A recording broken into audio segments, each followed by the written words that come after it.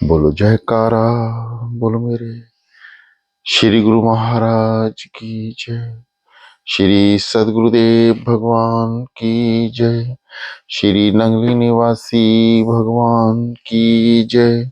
श्री परमहंस दयाल जी महाराज की जय। श्रीमद् भागवत रहस्य दशम स्कंद पूर्वार्ध आगे। कई बार गोपियों को उनकी सांस बाहर नहीं निकलने देती थी। उनकी व्याकुलता को देखकर कन्हैया उनके रसोई घर में प्रकट हो जाता था। जीव जब अति आतुर होता है तब ईश्वर उससे मिलने के लिए आते हैं। गोपियों का प्रेम धीरे धीरे बढ़ता जा रहा है। श्री कृष्ण से मिलना है, एक होना है। अब पल भर का भी विरह सहा नहीं जाता। कृष्ण विरह से वे मूर्छित हो जाती हैं। अब उनकी ओर कोई वासना नहीं। जीव शुद्ध होकर ईश्वर से मिलने के लिए आतुर हो जाता है। अब रासलीला होगी। श्री कृष्ण ने अपने बाल मित्रों से कहा था कि जब भी किसी को मूर्छा आए उन्हें बुलाया जाए। गोपियों की मूर्छा उतारने का उपाय वे जानते हैं। गोपियों के मन और प्राण उन्हीं में हैं। गोपी मूर्छित हुई तो कन्हैया को बुलाया गया। वे समझ गए कि गोपियों का प्रेम भाव बढ़ता जा रहा है। कन्हैया ने गोपियों को सहलाते हुए कान में कहा, शरद पूर्णिमा की रात्रि को तुझसे मिलूंगा। तब तक धीरज रखकर मेरा सतत ध्यान करती रहना। वैष्णव तो प्रेमी से मिलने की आशा में ही जीते हैं। कन्हैया अवश्य मिलेगा। गोकुल की सभी गोपियां रास में नहीं गई थी। जिन गोपियों को अधिकार प्राप्त हुआ था वे ही जा सकी थी। युवावस्था से ही भक्ति का रंग लगना चाहिए। वृद्ध अवस्था में तो भक्ति का रंग चढ़े यह ठीक तो है, किंतु उत्तम नहीं है। जो केवल वृद्धावस्था में ही भक्ति का आरंभ करता है उसे युवावस्था के काम सुखों का स्मरण सताता रहता है। वृद्धावस्था में यदि अंदर से भक्ति उत्पन्न ना होने पाए तो दूसरों को टीका टिप्पणी करने का जी हो जाता है। परायों की, दूसरों के रहन सहन और घर गृहस्थी व्यवहार आदि की चू चपड़ करते रहना सबसे बड़ा पाप है। जब भी स्त्रियां एक दूसरे से मिलती हैं तो पति, संतान, बहू, कपड़े लत्ते आदि की बातों में लगी रहती हैं। जो भक्ति के रंग में रंग जाते हैं वे ऐसी फालतू बातों में भाग नहीं लेते। बाल पक जाने के बाद माला ना फेरें तो उसका कलेजा और काला हो जाता है। बाल के साथ कलेजा उजला ना हो सके ये बड़ी दुखद बात है। कन्हैया उस गोपियों के कानों में कुछ कह रहा था और गोपियों की मूर्छा दूर हो रही थी। एक वृद्धा ने ये देखा तो उसको दाल में कुछ काला नजर आया। मुझे ये मंत्र जानना ही होगा। उस बूढ़ी ने दोगे किया। घर का काम करते करते जानबूझकर जमीन पर लेट गई। बहू को दुख हुआ। उसने श्री कृष्ण के पास जाकर कहा, नाथ पधारिए, मेरी सास जी मूर्छित हो गई है। बेचारी बहू को क्या खबर थी कि उसकी सास कपट कर रही है।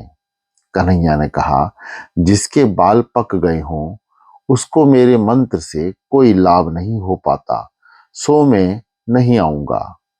किंतु गोपियों ने बड़े प्रेम से आग्रह किया तो वे इनकार ना कर सके।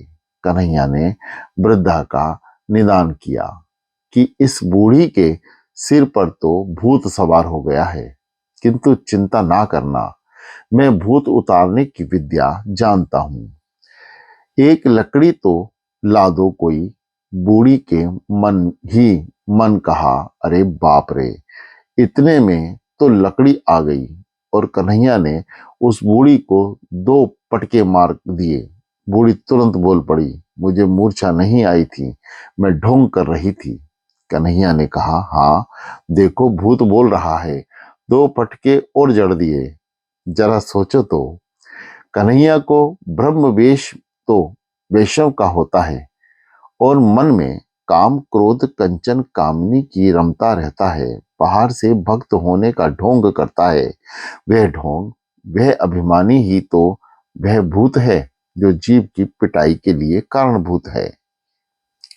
ऐसे तो बहुतेरे लोग हैं जिनकी आकृति तो बड़ी आकर्षक, सुंदर, लुभावनी होती है, किंतु कृत भयंकर, घृणाजनक।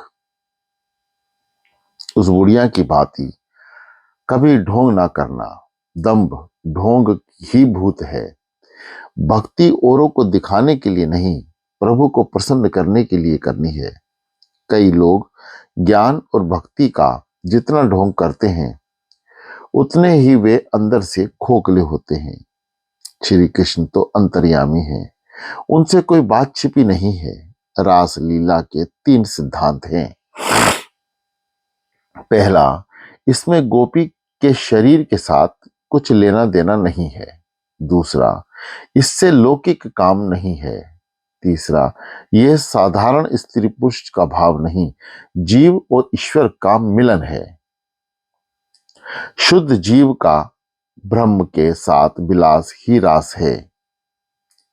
शुद्ध जीव का अर्थ है माया के आवरण से रहित जीव। ऐसे जीव का ही ब्रह्म से मिलन होता है। सुखदेव जी कहते हैं, इस लीला का चिंतन करना है, अनुसरण नहीं, अनुकरण नहीं। श्रृंगार और वरुण रस का ऐक्य सिद्ध करना प्रधान रूप से आवश्यक है। पति के वियोग में छटपटाती पत्नी की भांति ईश्वर के वियोग में जीव झटपटाता है, ऐसा बताना ही रास लीला का हेतु है। ठाकुर जी के विरह में जिसकी काया तृप्त नहीं हुई, उसे वे मिल नहीं पाते। उस आतुरता का व्यथार्थ वर्णन करने के लिए ही श्रृंगार रस का आश्रय लिया गया है। रस में आत्मा और परमात्मा का निर्लेप निर्विकार मिलन है। श्री कृष्ण की यह काम विजय लीला है। शरद ऋतु की पूर्णिमा की रात्रि आ गई। भगवान पिता रात्रि शरदोत्फुल्लम लिकामका। रासलीला कामलीला नहीं है, यह तो काम विजय लीला है। श्री कृष्ण के पास काम जा ही नहीं सकता। लौकिक का आभास होने पर भी वे क्रिया काम विकार रहित है। श्रीधर स्वामी इसे काम विजय लीला कहते हैं।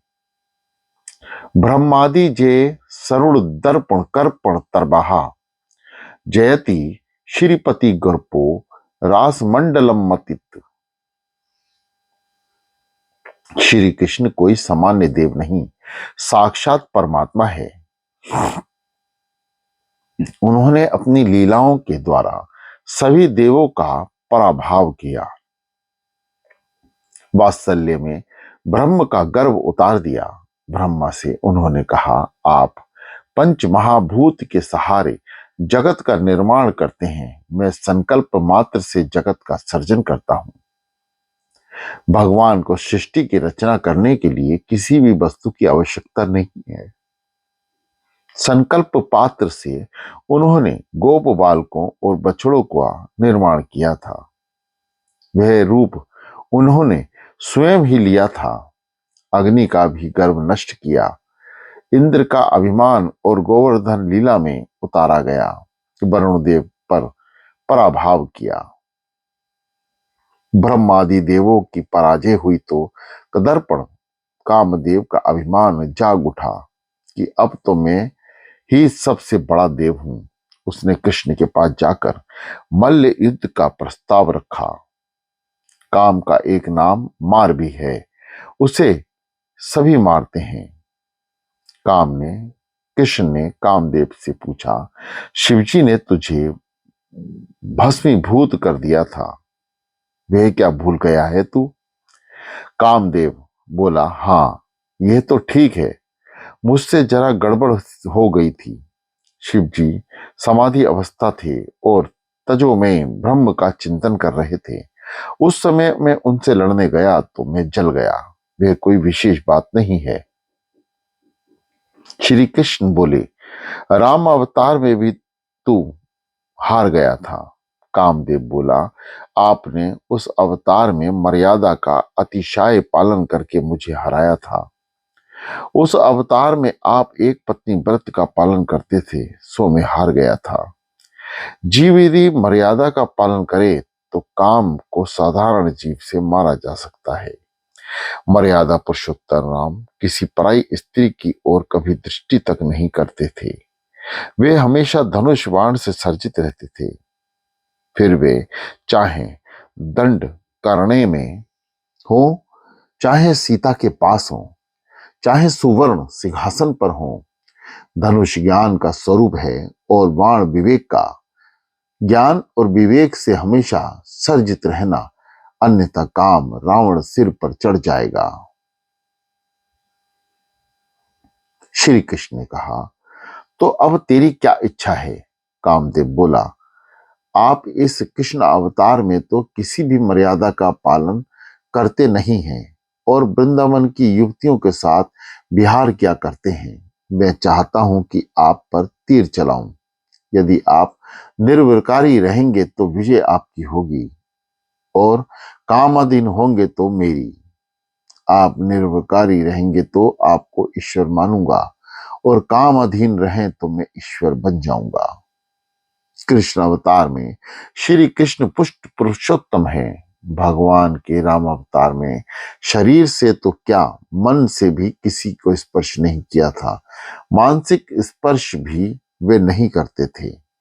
कामदेव ने श्री कृष्ण से कहा, मर्यादा का पालन तो साधारण जीव के लिए है, ईश्वर के लिए नहीं। शरद पूर्णिमा की रात्रि में आप युवतियों के साथ विहार कीजिएगा। उस समय में बाण चलाऊंगा। जो जीतेगा वह ईश्वर कहलाएगा। काम ने तो सोचा था कि कृष्ण को हराना बड़ा आसान है, क्योंकि वे सारा दिन गोपियों के साथ मुक्त सहचार करते रहते हैं। श्री कृष्ण तेरी यही इच्छा है? श्री कृष्ण बोले, तेरी यही इच्छा है तो वैसा ही होगा। रास लीला में मंगलाचरण में श्रीधर स्वामी ने कहा, ब्रह्मादि देवों का पराभाव हुआ तो कामदेव को गर्व हुआ और वह भगवान से युद्ध करने आया। भगवान ने उसको हरा दिया। ये रास लीला काम के पराभाव का हेतु ही है। श्री कृष्ण विहार तो गोपियों के साथ ही कर रहे थे, किंतु उनका मन तो निर्विकारी ही था।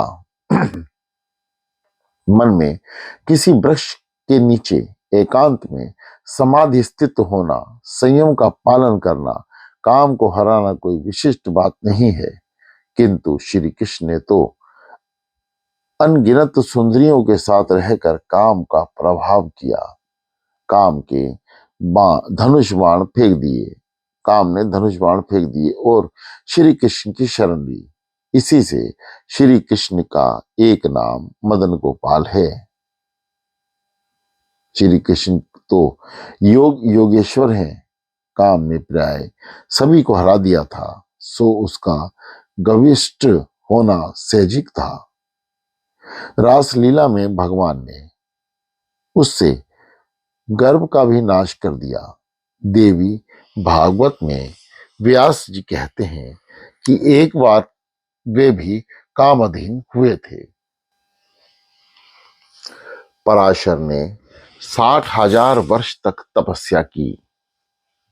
वे एक बार यमुना पार कर रहे थे, तब नाव खेती हुई मल्हा कन्या मत्स्य गंधा का सौंदर्य देखकर वे मोहित हो गए। उन्होंने उस कन्या का हाथ थामा। उस कन्या ने कहा, कहाँ आप जैसे पवित्र ब्राह्मण और कहाँ मैं शूद्र मल्लाह कन्या। किंतु काम कभी जाति देखता भी है। ऋषि ने काम इच्छा व्यक्त की। मत्स्य गंधा ने कहा, ये दिवस का समय है जो हमें सब लोग देख लेंगे। दिवस में ऐसा कर्म निष्पद है, निषिद्ध है। तो पराशर ने अपने तपोबल से अंधकार का बादल रच के सूर्य को आवृत करके चारों ओर अंधकार फैला दिया। पराशर ऋषि सूर्य को तो ढक सकते थे, किंतु अपने काम को ना रोक सके।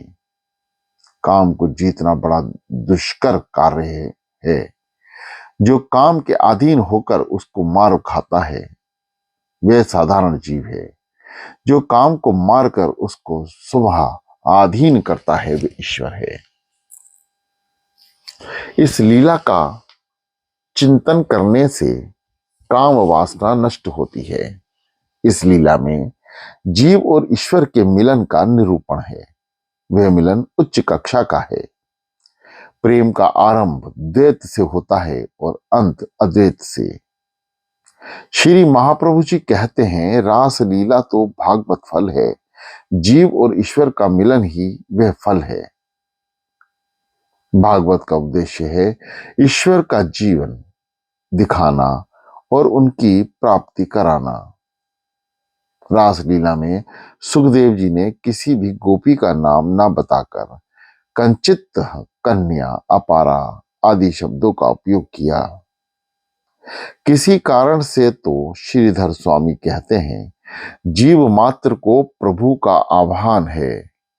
वे सभी को वंश बजाकर पुकारते हैं। वे सभी को वंशी बजाकर पुकारते हैं, बुलाते हैं। वे ही सबके सच्चे स्वामी हैं। श्रीधर स्वामी कहते हैं, रास लीला के 5 अध्याय पंच प्राणों के सूचक प्रतीत हैं। पंच प्राणों का ईश्वर के साथ रमन ही रास है। रास पंचाध्यायी काम विजय के लिए है, जो शास्त्र से घायल नहीं हो पाता, शस्त्र से घायल नहीं हो पाता। वैसे योद्धा भी काम के पुष्प बाण में घायल हो जाता है। जो काम को मार सकता है वह काल को भी मार सकता है। काम विजय के हेतु बहुत से महात्मा केवल चावल और दूध का आहार करके रात्रि के दूसरे पहर में रासलीला का पाठ और चिंतन करते हैं।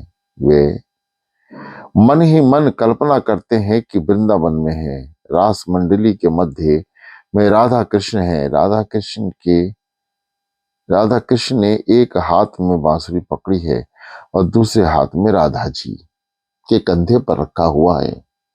एक एक राधा के साथ एक एक कृष्ण है। इस रासलीला के चिंतन से काम वासना नष्ट होगी। काम विशेषतः रात्रि के दृश्यपर मिलनातुर अधिकारी जीव गोपी को ही सुनाई देती है। निशम्य गीतम बंदम गर्दनम ब्रज स्त्रियम कृष्णा गृहस्थ मानसहा। जिनका चित्त श्री कृष्ण ने हर लिया था, वे ब्रज नारियां बांसुरी सुनकर आतातुर पूर्वक श्री कृष्ण से मिलने को दौड़ी चली। गोपियां अपने सांसारिक कार्यों को एक ओर छोड़कर भगवान से मिलने दौड़ती हैं। वे तो अपनी सखियों का भी बुलाने के लिए रुकती नहीं। जिस गोपी का नाम लेकर बांसुरी बजाई जाए वे गोपी सुन लेती है। गोपियों की आतुरता तो देखिए। तुम दत्यो विषम माह्यु कशिचंद दहम हित्वा समुस्तुस्काहा। जो गोपियां गायों को दूह रही थी, वे भी बांसुरी की तान सुनते ही काम छोड़कर उत्सुकता से दौड़ चली। उनकी तन्मयता तो देखिए। व्यत्सस्त वस्त्रम धारणम कदाचित कृष्णातिकम यहुम। कुछ गोपियां बढ़ेंगे वस्त्र ललकार पहनकर कृष्ण से मिलने निकल पड़ी। जब देह ध्यास छूट जाता है तब ऐसा ही दशा होती है। श्रृंगार करती हुई एक गोपी ने कन्हैया की बांसुरी सुनी तो व्याकुलता के कारण चंद्रहार गले के बदले हाथ में पहन लिया। घर की लिपाई पुताई करती एक गोपी गोबर से गंदे हुए हाथों सहित दौड़ पड़ी। रासलीला में अगर लौकिक की बात होती तो उनमें गोपियां कुछ और ही होती। इस प्रकार दौड़ निकालने के बदले वे 2 घंटों तक श्रृंगार करके दर्पण में अपना निखार देखकर मन ठान कर निकलती, किंतु ऐसा नहीं है। सुखदेव जी वर्णन करते हैं, निलप्त्यहम प्रजाजत्याः। कुछ गोपियां घर लीप रही थी। वे गोबर से गंदे हाथों को धोए बिना ही कृष्ण से मिलने दौड़ी। यह बताता है कि लौकिक काम की बात नहीं है। ईश्वर से मिलने के लिए वैसी ही आतुरता होनी चाहिए। रामकृष्ण परमहंस हमेशा दृष्टांत करते हैं। एक शिष्य ने अपने गुरु से पूछा, ईश्वर प्राप्ति के लिए जिज्ञासा और व्याकुलता कैसी होनी चाहिए? ईश्वर प्राप्ति के लिए व्याकुलता कैसी होनी चाहिए? गुरु जी बोले, ये विषय वर्णन का नहीं, शब्दातीत अनुभव का है। रामबाण जिसे लगा हो वही उसकी वेदना जान सकता है। किसी प्रसंग के समय में सब कुछ समझाऊंगा। एक बार वे दोनों स्नान करने गए। जो ही शिष्य ने जल में गोता लगाया ही गुरु के उसका मस्तक भी बल से पानी में घसा दिया। सांस लेने में तकलीफ हो गई तो वह शिष्य झटपटाने लगा, बाहर निकालने के लिए व्याकुल हो गया। गुरु ने हाथ उठा लिया और शिष्य को पानी से ऊपर उठकर चैन की सांस ली। गुरु जी ने पूछा, कैसा रहा अनुभव? शिष्य ने कहा, अरे मेरे तो प्राण ही निकलने जा रहे थे। लगता था प्राणवायु के बिना मैं मरने ही जा रहा था। गुरु जी बोले, हाँ तो ईश्वर को प्राप्त करने के लिए भी वैसी ही झटपटाहट, तड़प, व्याकुलता, आतुरता आती आवश्यक है। ऐसा होगा तभी ईश्वर मिलेंगे। मीराबाई ने कहा, तुम देखिया बिन कल में परत है, तड़प जिन जासी। रासलीला कोई साधारण स्त्री के लिए नहीं, देवान भुली हुई देह अभ्यास से मुक्त स्त्री का कथन है। देह अभ्यास नष्ट होने पर प्रभु की चिन्मयी लीला में प्रवेश मिलता है। गोपियों को रिश्तेदार ना रोको, किंतु वे कब रुकने वाली थी? उनका मन मनमोहन मोह लिया था। सूरदास जी कहते हैं, मोहन मन मोहि लियो, ललित बेनु बजाई री, मुरली धुनि श्रवण सुनत बेबस भई भाई री। लोक लाज कुल की मर जादा, बिसराई जी, घर घर उपहास सुनत नेकु उन लिजाई जी। तो जप तप वेद अरु पुराण, कुछ न सुहाई री। सूरदास जी प्रभु की लीला निगम नेति गायरी। गोपी के हृदय का ये शुद्ध भाव है। गोपी हम इंद्रायम भक्त्यसम प्रवती इति गोपी। गोपियों द्वारा जो भक्ति रस का पान करे वही गोपी है। घर में रहकर भक्ति करना आसान नहीं है। अपनी पत्नी के प्रति भी मातृभाव रखा जा सके, तभी घर में रहकर भक्ति की जा सकती है। भक्ति की तन्मयता में स्त्री पुरुष का ध्येयमान मिटाना है। दर्शन के समय अपना स्त्रीत्व और पुरुषत्व का भान भूल जाए, वही गोपी है। जब तक देह का भान है, मन में से काम निकलता ही नहीं है। ये गोपियां कौन थी? जब ऋषि मुनि हजारों वर्ष तक तपस्या और ब्रह्म चिंतन करते रहने पर भी मन में बसे काम को मार ना सके, तो उस काम को श्री कृष्ण अर्पण करने की इच्छा से गोपियों का अवतार लेकर गोकुल में आ बसे। इन्होंने साधन सिद्धता, ऋषि रूपता, श्रुति रूप, स्वयं सिद्धा, अन्य परवा, अन्य पूर्व आदि कई प्रकार की गोपियां थी।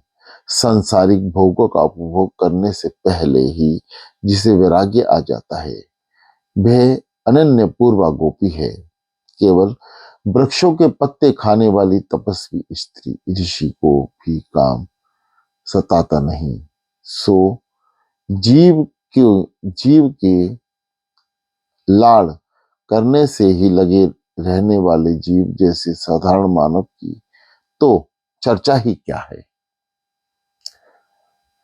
तपस्या और योग साधना, अनेक योग साधना करने वाले ऋषि थक हार कर अपना काम कृष्ण अर्पण करने के लिए गोपी बनकर आए। ईश्वर को काम अर्पण करके निष्कामी बनो।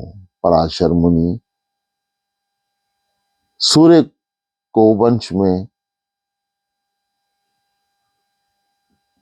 वंश में ना कर सके, किंतु अपने काम को नहीं। मनुष्य का सबसे बड़ा शत्रु काम है, जिसमें से अन्य किसी का दुर्गुण उत्पन्न होता है। कामावता क्रोध भजते क्रोधात भावती समाह, और अंत में होता है बुद्धिनाश। यदि काम ईश्वर को अर्पित किया जाए तो वह कभी अंकुरित नहीं होगा। संसार के सभी संसारिक सुखों का मन से त्याग करके ईश्वर से मिलने के लिए गोपी की भांति निकल पड़ने वाले और धन्य हैं। इसी कारण से तो भगवान गोपियों का स्वागत करते हैं। महाभाग्यशाली नारियां, आओ, स्वागतम सु महाभागम। भागवतकार गोपियों को महाभाग्यशाली कहते हैं। नारद जी भी अपने भक्ति सूत्र में गोपियों का दृष्टांत देते हैं। यथा वज्र गोपिका मनम, यही बताता है कि गोपियां कोई सामान्य स्त्री नहीं, भगवान से भक्ति थी, भगवान की भक्त थी। भगवान ने प्रत्येक गोपी को महाभाग्यशाली कहा है। महाभागम मोटर विमान में घूमने वाले, बंगलों में रहने वाला भाग्यशाली ही नहीं है, उसके जिसके सिर पर काल का साया हो, वह भाग्यशाली कैसे माना जाएगा। बोलो जयकारा, बोलो मेरे शिव महाराज।